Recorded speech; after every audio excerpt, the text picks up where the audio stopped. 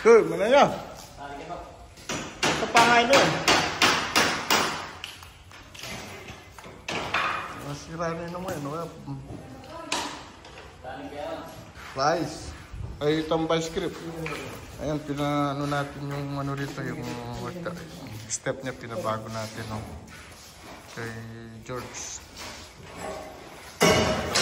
Ayan, ano tayo. Ito kasi gagamitan, maglalagay na lang tayo ng ano rito, planks. Ang gagamitin natin dito. Lalagyan natin ng kahoy. Tapos yung stand, ay yung ano natin dito, yung tempered glass, no? Yan yung ating gagawin. Mga katrabaho.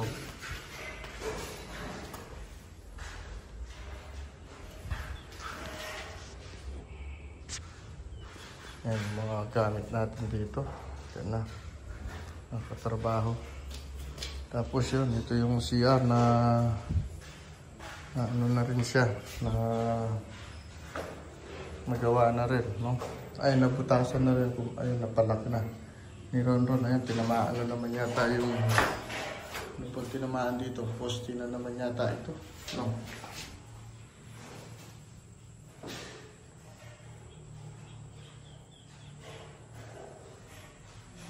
Mga katrabaho, ayan.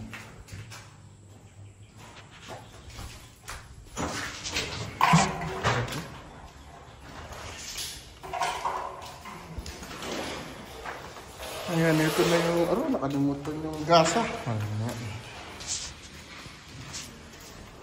Ayan, nakapag-ano na pala sila ng wire dito sa mga CCTV.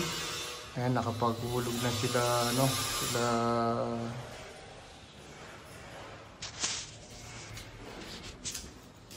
Ayan, ano na rin pala ni Ronron to. Nabawasan na rin yung lupa, no? Ayun, bali, magtatanggal tayo ulit rito pa ano natin to. Isil natin sa kanya.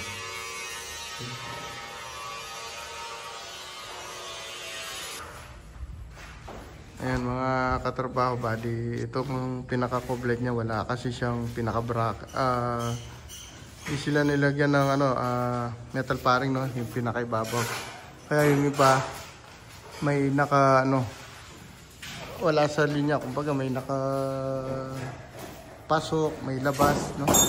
Isa diretso kung tingnan natin. Ngayon siguro ay ano, palalagyan natin siya ng pinakaano sa loob mga katrabaho para tumibay siya. Ay, nakikita nyo naman sa ano, wala sa ano yung mga para maipatulak natin palabas ng konti. Para makukuha natin sa eskwela dahil wala sa eskwela yung mga coblight niya. Mga katrabaho. Ayan.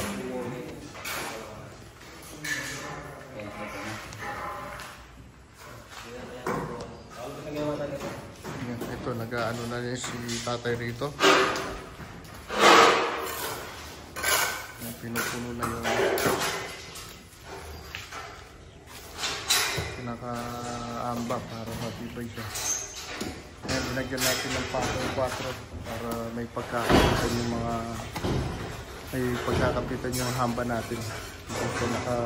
Kasi kung walang kahoy yan ano dyan, mahina mga katrabaho.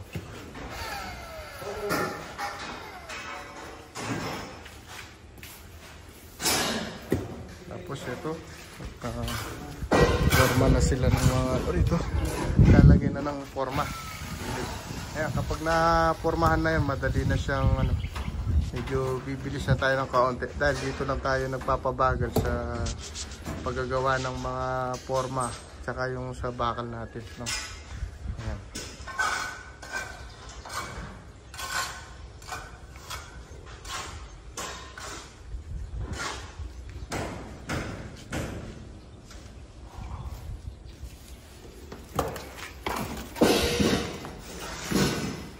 Ayan, tapos ito, nakabili na tayo ng panel para dito.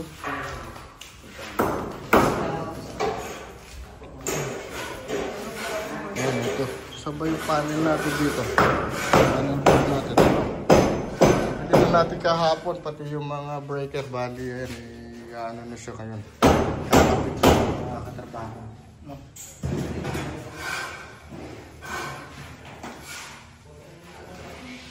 Ayan po, yung panel natin dito sa likod ng pinto. Tapos ito yung pinaka-island na pinapagawa niya, no? Ngayon, iyalo ko muna sa kanya mamay. Kukonsult na natin kung okay sa kanya yung ganitong kataas. No, mga katrabaho. Kung hindi naman siya, ano pa rito, okay. Pwede naman natin yan. Pwede pa natin i-adjust to. Sir Miko. Kung ano yung magiging ano mo rito.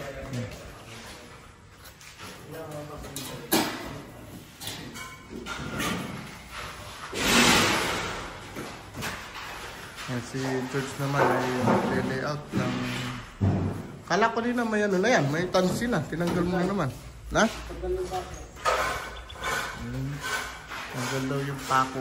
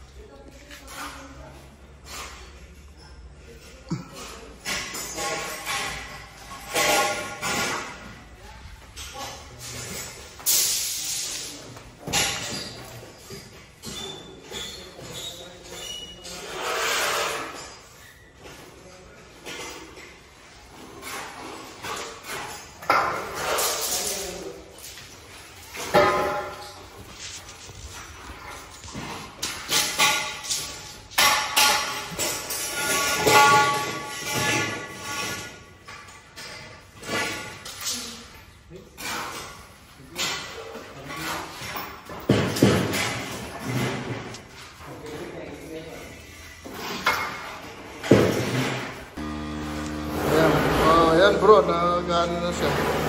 Bali ito lang ang hindi niya na ano, nabalikan nung una lang sa kwarto na to. Hindi nalagyan ng mga gamot. No? Ayan, pinapasok sa baba talaga ay sa ano, sa lupa. Ayan, nagbutas sila. Tapos yung pinapasok nila yung gamot. Ayan, pagkita na yung ano na yun.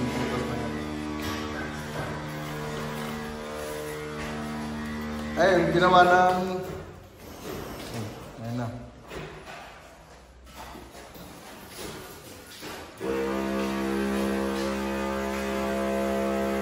Ito, Ton. Salita ka kaya yung client mo. Sabihin niyo nga. Sabihin mo lang yung ano ng paglalagay natin. Bawat 1 meter, meron tayo dapat na 4 liters ng solusyon. Kaya ito, sa 20 liters ko, 4 na butas lang. Ganun ba? Ang ano nito? Dapat na nakasukat. Nakasukat. Ayun, may sukat. Para palat dun sa ilalim. Tapos yung warranty nito, Tol, meron sa warranty. Warranty ay 2 years. Ayun, 2 years daw yung warranty niya, bro. Para alam mo rin. Nagbigay yan. Balikan namin yan. Nagpahayag naman siya na si bro. Kung sakaling may makita, babalikan, free na. Wala nang babayaran. Wala nang charge. Wala na daw charge yun. Okay. Yes, malinaw para nakita mo yun. Kung yung mga gusto ano ba tawag dyan sa... bro? Ano ba tawag sa ganyan trabaho? Yung ano? Pest control. Ayan. Ano mo tol, i-promote natin sa YouTube natin para mali mo makakuha tayo maraming customer. Sa mga gustong mga bagong tayo o yung dating nakatayo na, kung okay naman siya, pwede siya. Meron tayong dalawang Patayin ka muna natin para hindi maingay. Dalawang system yan eh. Patayin mo muna to. Meron tayong dalawang system dito ay chemical barrier. Pero pag tapos na yung bahay, merong existing na problem sa anay, meron tayong bake system. So hindi tayo magbubutas sa loob ng bahay. Kung halimbawa, kung nakapinis na yung bahay. Merong nakapinis na tapos nakatalis na, siyempre may talis na siya, paano pa tayo mag-ano ng ano? Walang problem yun kasi hindi tayo magbubutas. Meron tayong system na bake. Pakakainin natin yung mga anay. Sila na yung magkakalat ng lason. Ayun pala. Yun yung bagong technology ngayon. Ayan, mga katrabaho, ganun daw yung ano. Yan, kung gusto nyo magpa-treatment sa mga anay, kontak kayo ito. Ito yung number mo, bigay mo na lang bro, para alam nila. Yung number ko, 0907-7300-904. Ayan. Hanapin nyo rin yung sa Facebook, Joey_Reyes. Ayun pala, Joey Reyes. Facebook naman pala. Ang profile picture, kaming dalawa ng father ko. Ayun, meron daw siya. Million yata yung Joey Reyes sa Facebook. Tapos ayun, may warranty naman siya pag nagpaano siya. Area ng Arayat, kaya naman siguro buong Arayat dito. Pwede. Kahit sa labas ng Arayat, pwede rin, no? Yung permit natin, national. Ayun, yung permit pala niya, national. Ang operation natin, yung malapit lang. Malapit muna sa kanila dito. Region 1, Region... medyo na rin pala. Papalabas na rin pala dito sa Pampanga. Ay, Pampanga pa rin, no? Ilang bang region yung Pampanga natin? Ay, ano lang pala yan eh. Nagpa-national ako ng registration kasi pag mayroong customer sa Maynila, outside na ng Region 3, hindi na ako pwede. Hindi na pwede yung gano'n.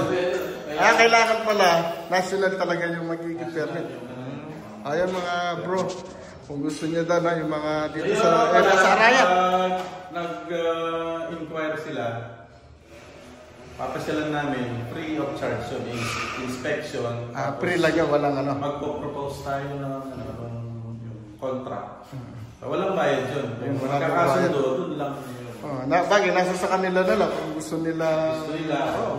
Pero yun, ang offer naman niya, wala yung free lang siya, consultation lang siya.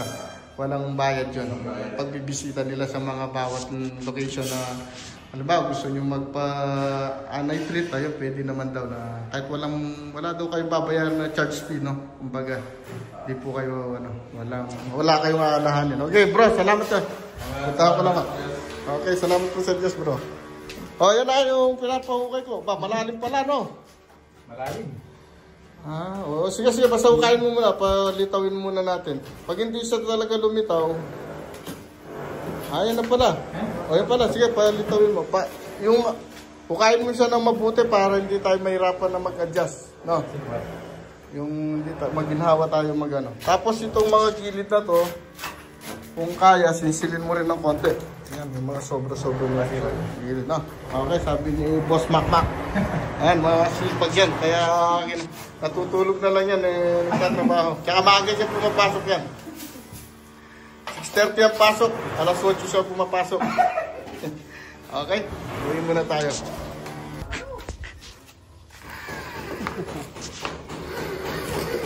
Ayan, mga katrabaho, punta tayo dito. Ayan, pakita ko lang sa inyo yung mga nagtatrabaho natin dito. Bali, ilan ba sila? 2, 4, 6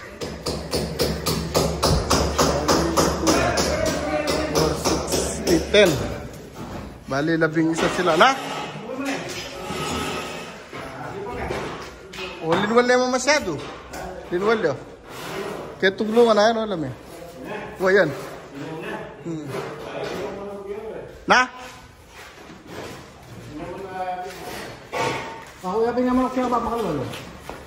Yapin yan. Subong mo niya ang bagya. Nung asubong niya ang bagya. Kanya na niya ang bagya. Nung pwede yun. At tinawar pa sa babo.